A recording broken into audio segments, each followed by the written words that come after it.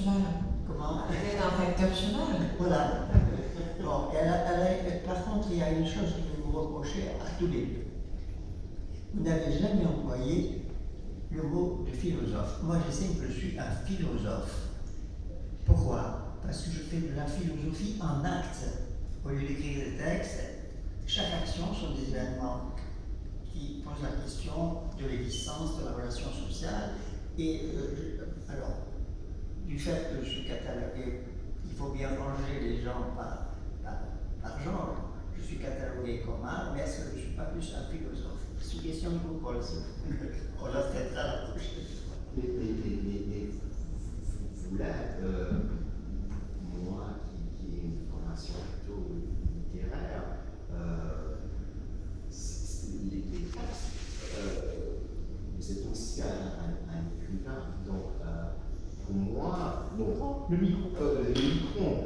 Pour moi, la rencontre avec votre œuvre, ça c'est un compliment, mais pour moi c'était la méthode d'Alida. Parole. Donc c'était à travers ta parole, à travers les textes, que c'est vrai. Et en même temps, vous êtes plus malin que les philosophes. Parce que je me souviens, Wilhelm Flusser te reprochait parfois de te mettre trop dans le centre de certaines actions. Mais lui, c'était un philosophe de texte, de discours, mais en tant que philosophe en acte. Tu as su utiliser aussi ton personnage, le personnage que tu as créé pour faire certaines œuvres. Je veux bien, si toi tu as appris beaucoup de choses à table avec Abraham Rose et Flusser, je ne peux même pas commencer à dire ce que j'ai appris dans les conversations avec toi. Et je veux bien que ce soit de l'ordre philosophique. Pour moi, c'est une question de pensée.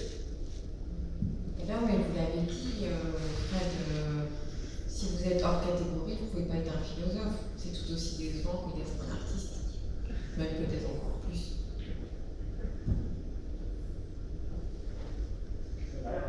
Bravo.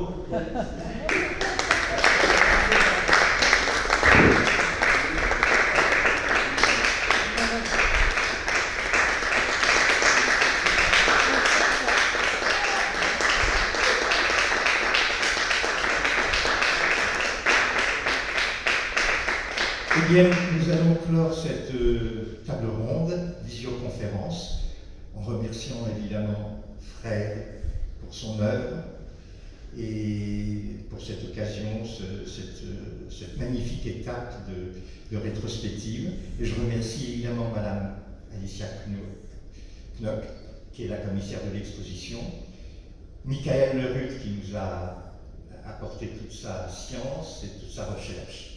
Et je remercie surtout aussi tous les organisateurs, les organisateurs des 10 villes qui ont diffusé cette visioconférence, qui est un peu, quelque part, le Centre Pompidou, hors les murs également. Merci beaucoup.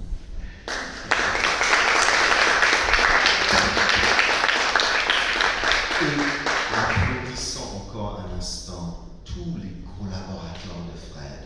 Parce que Fred, c'est le nom qu'on connaît, mais derrière lui, il y a énormément de gens qui ont traduit ces idées philosophiques et autres en actes, en images. Il y a beaucoup de gens, on retrouve un peu ici la tribu de Fred Forrest, qu'ils aient des papiers ou pas, on est tous des citoyens du territoire.